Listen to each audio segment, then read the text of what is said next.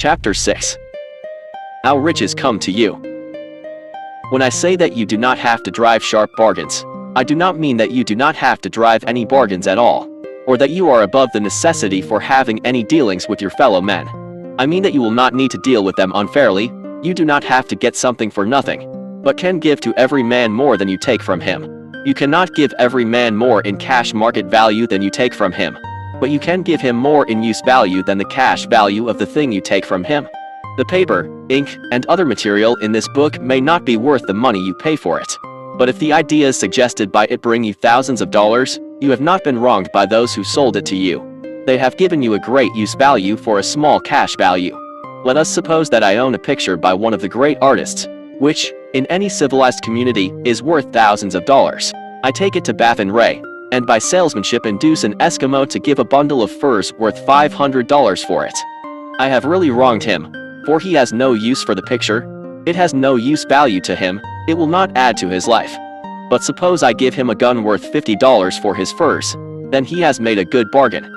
He has use for the gun, it will get him many more furs and much food, it will add to his life in every way, it will make him rich. When you rise from the competitive to the creative plane, you can scan your business transactions very strictly. And if you are selling any man anything which does not add more to his life than the thing he give you in exchange, you can afford to stop it. You do not have to beat anybody in business. And if you are in a business which does beat people, get out of it at once. Give every man more in use value than you take from him in cash value, then you are adding to the life of the world by every business transaction. If you have people working for you, you must take from them more in cash value than you pay them in wages. But you can so organize your business that it will be filled with the principle of advancement, and so that each employee who wishes to do so may advance a little every day. You can make your business do for your employees what this book is doing for you. You can so conduct your business that it will be a sort of ladder, by which every employee who will take the trouble may climb to riches himself. And given the opportunity, if he will not do so, it is not your fault. And finally, because you are to cause the creation of your riches from formless substance which permeates all your environment, it does not follow that they are to take shape from the atmosphere and come into being before your eyes. If you want a sewing machine, for instance, I do not mean to tell you that you are to impress the thought of a sewing machine on thinking substance until the machine is formed without hands, in the room where you sit, or elsewhere. But if you want a sewing machine, hold the mental image of it with the most positive certainty that it is being made, or is on its way to you. After once forming the thought, have the most absolute and unquestioning faith that the sewing machine is coming.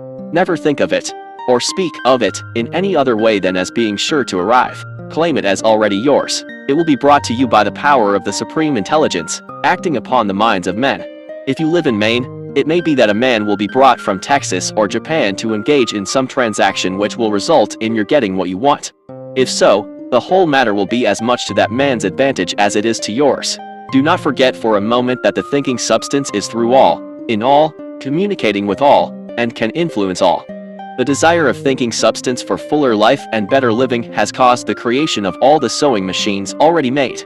And it can cause the creation of millions more, and will, whenever men set it in motion by desire and faith, and by acting in a certain way. You can certainly have a sewing machine in your house. And it is just as certain that you can have any other thing or things which you want, and which you will use for the advancement of your own life and the lives of others. You need not hesitate about asking largely. It is your Father's pleasure to give you the kingdom, said Jesus. Original substance wants to live all that is possible in you, and wants you to have all that you can or will use for the living of the most abundant life. If you fix upon your consciousness the fact that the desire you feel for the possession of riches is one with the desire of omnipotence for more complete expression, your faith becomes invincible.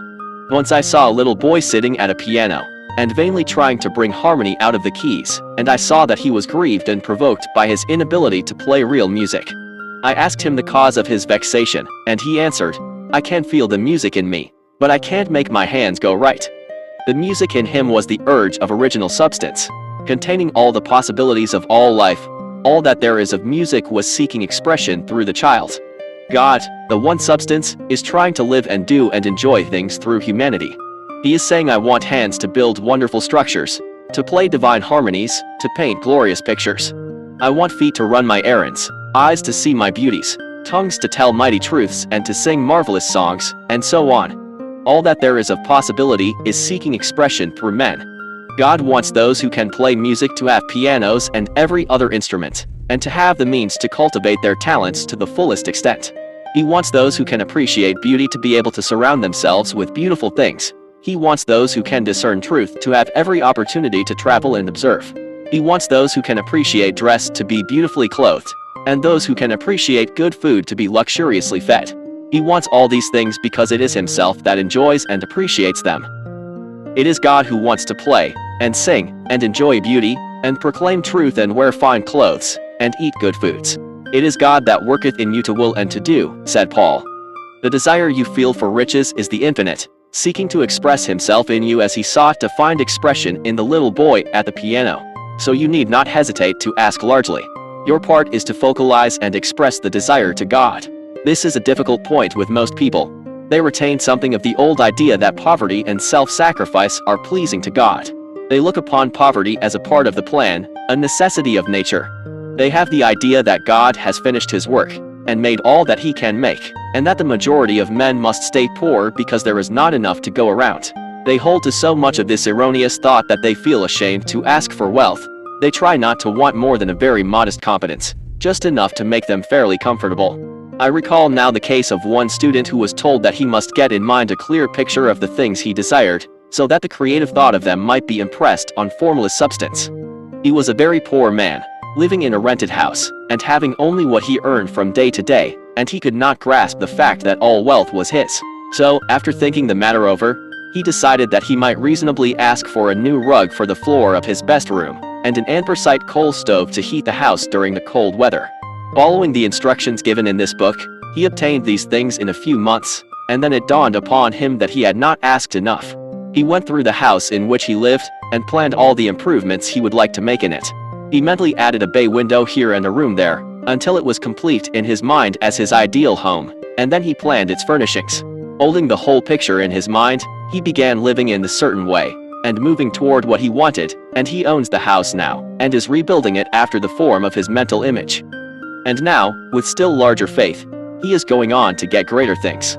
It has been unto him according to his faith, and it is so with you and with all of us. Next, chapter 7. Gratitude.